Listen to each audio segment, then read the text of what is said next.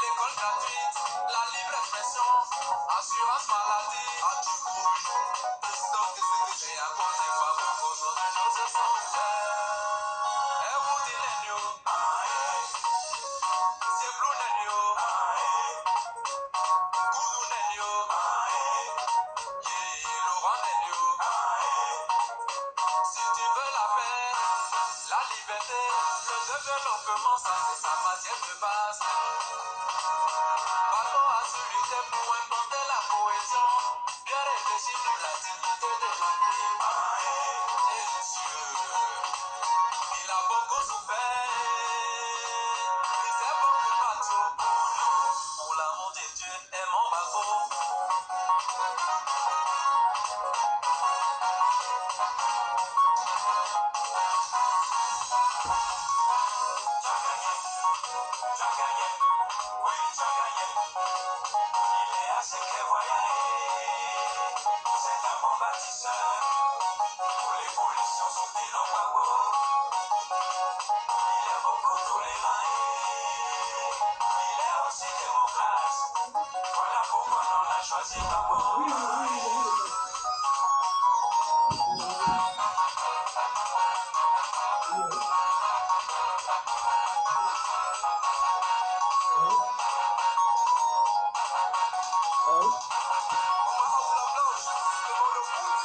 Président sans façon, qui aime son pays, qui aime la jeunesse, c'est un président rassembleur. Position raciale, religieuse, position ethnique, position régionale. Notre intérêt commun, c'est la Côte d'Ivoire. Si nos parents puissent juste de leur effort, s'il y a hôpital, courant et l'eau, école au village, grâce à Babo. Et vous dites les news, on est news, c'est blue les news, Goudou les news, Laurent les news. Pour écouter Babo, à maman FBI, et vous êtes de salut. Avec Babo, c'est tout revient. Avec Woody, on se rebat. On a le permis et on peut se réjouir. Niveau. Amonyaso. Ambla esi able. Tasso.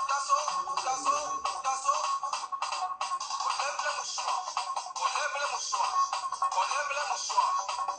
Dansons pour la victoire de la démocratie. Alphonse Kofi, maman Henriette Kefa Diomandé, la coco de Papa Gay, le chairman, à toute la famille LFP, félicitations. Et puis, l'unique arrangeur des cousins.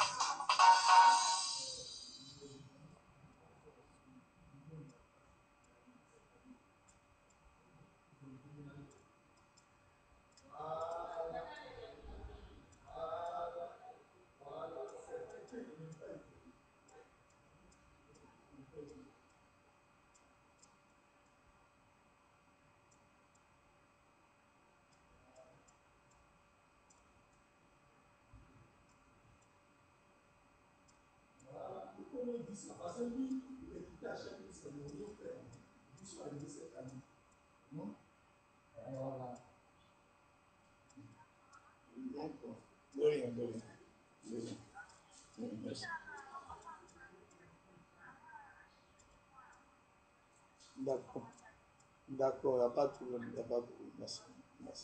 Bien.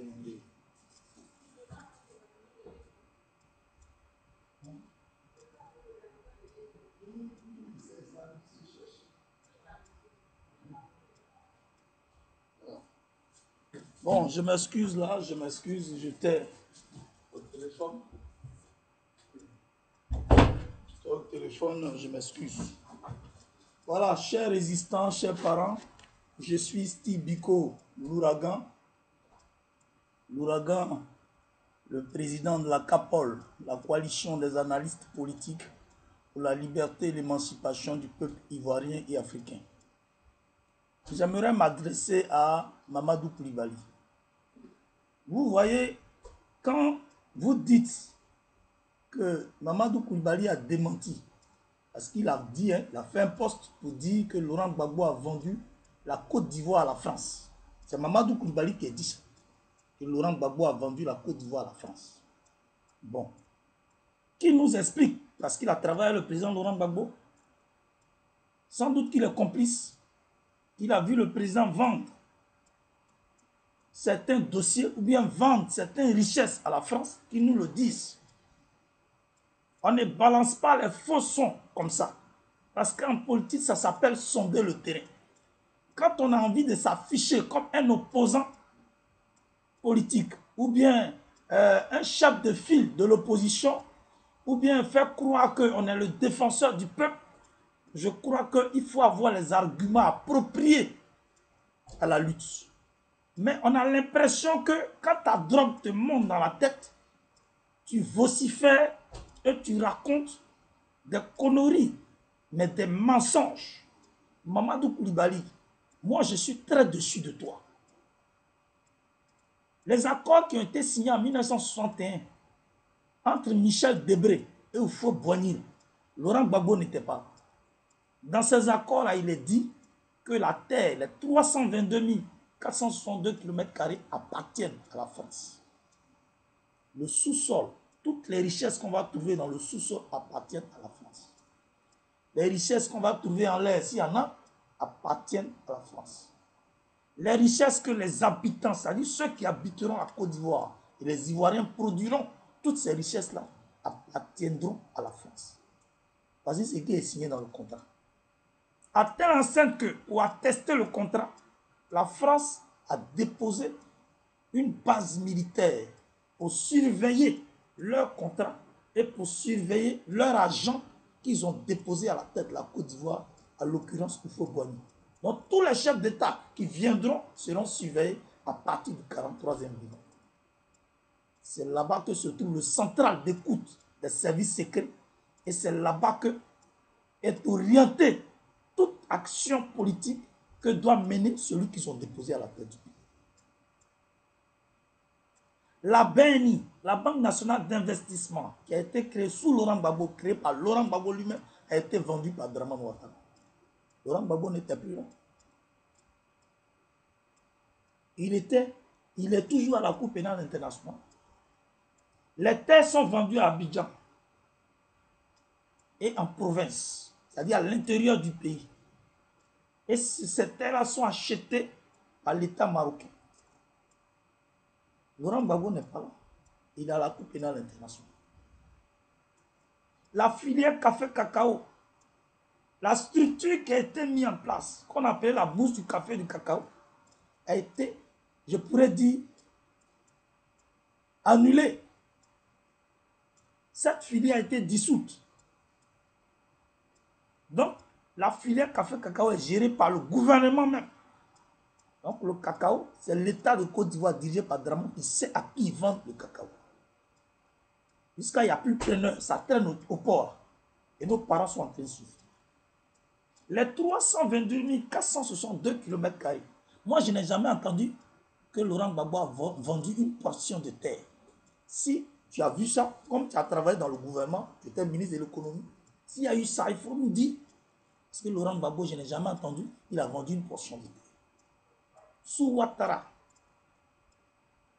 la compagnie ivoirienne d'électricité et la SODECI a été vendue à une multinationale à bas prix. Hein. Quand Ouattara était premier ministre du Houphouët-Boigny, il a vendu ça. Quand Laurent Gbagbo est revenu, il a récupéré le secteur de la CIE, de la SODECI. Les contrats qui ont été signés ont été publiés dans Fratmat. Et nous avons pris tous connaissance de cela. Où l'État avait 50%.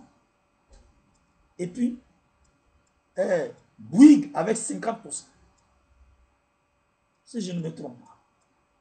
Ça veut dire que Laurent Gbagbo avait mené un véritable combat et il avait eu gain de cause. Maintenant, à part les autres richesses, le port, on avait vendu à qui? Personne sous Laurent Gbagbo, c'était une taxe. Ça nous rapportait des milliards à chaque fois. Et puis quoi encore? Rien du tout. Bon, quand tu dis qu'il a vendu la Côte d'Ivoire à la France, il faut nous dire à quel moment et qu'est-ce qu'il a vendu, comment il a vendu. Parce que nous autres, on ne sait pas.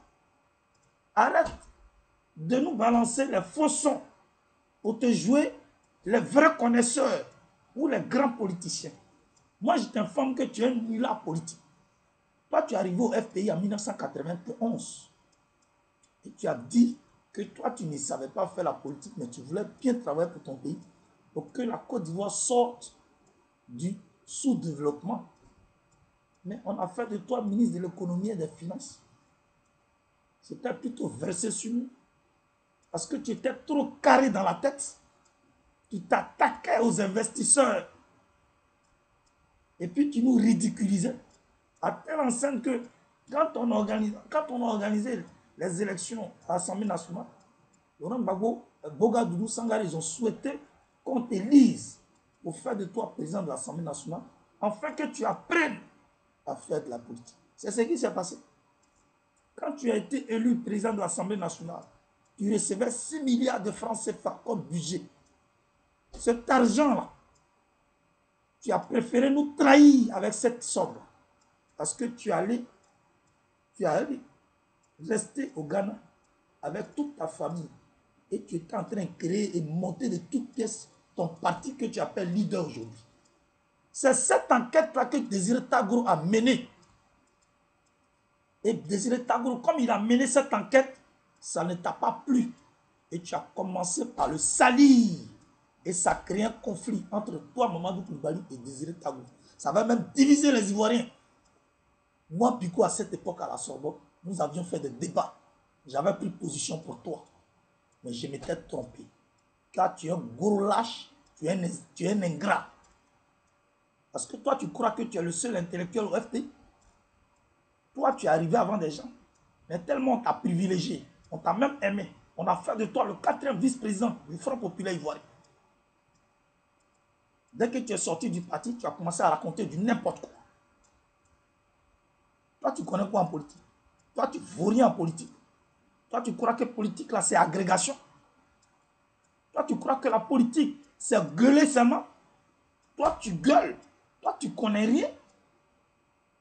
Les gens t'ont aimé à cause de Laurent Gbagbo. Comme tu sais que tu n'as plus la cote de popularité, alors il faut sonder le terrain tout en attaquant le président de la République, Laurent Gbagbo, pour faire croire aux Ivoiriens que toi, tu les aimes. Oh, c'est faux. Tes faux sons que tu balances là, c'est pour sonder, tester le terrain. Et comme tu sais que le peuple est encore favorable au président de la République, tu dis non, c'est pas moi. Et que tu commences par démentir. Je ne crois pas. Les grands leaders, les grands hommes politiques au monde, ils utilisent Facebook pour faire des vidéos. Fais une vidéo pour démentir. Parce que tant que tu ne feras pas de vidéo pour démentir, moi, Biko, je vais m'attaquer à toi. Toujours. Toi, tu es un gros menteur, gros plaisantin. Toi, tu as dit quoi, Guy? Bon Boabré, c'est un vrai économiste. Parce qu'il a donné le vrai sens de l'économie en nous faisant sortir un langage qu'on a appelé budget sécurisé. Ça fait vivre le gouvernement du président Laurent Gbagbo. Ça fait vivre le peuple de Côte d'Ivoire. Nous avons connu un économiste, un grand économiste. Quelqu'un qui a plusieurs agrégations, qu'on appelle Akembo, le dernier premier ministre. Toi, tu es plus intellectuel que lui. Mais lui, il était au FPI avant toi. Pourquoi toi, tu as privilégié par rapport à lui? Pourquoi vous êtes méchant et vous êtes ingrat comme ça? Chaque fois qu'on vous nomme et qu'on fait de vous des ministres ou bien des directeurs, vous prenez l'argent, vous amassez et vous partez créer votre parti. Des gens comme toi, il y a mieux qu'on a fait ça. Toi aussi, Mamadou Koulibaly, qui a fait ça. Il y a plein qui font ça. Il y en a même, ils sont en prison et puis ils lancent des faux sons. Et pour eux, ils sont en train de sonder le terrain pour voir si le peuple est encore favorable au président. Mais le peuple est encore favorable au président Laurent Gbagbo. Le peuple sera favorable au président Laurent Gbagbo jusqu'à sa libération, jusqu'à ce que Dieu le rappelle auprès de lui. Car de même qu'il n'est pas éternel, nous aussi, nous ne sommes pas éternels. Aucune personne sur cette terre-là n'est éternelle.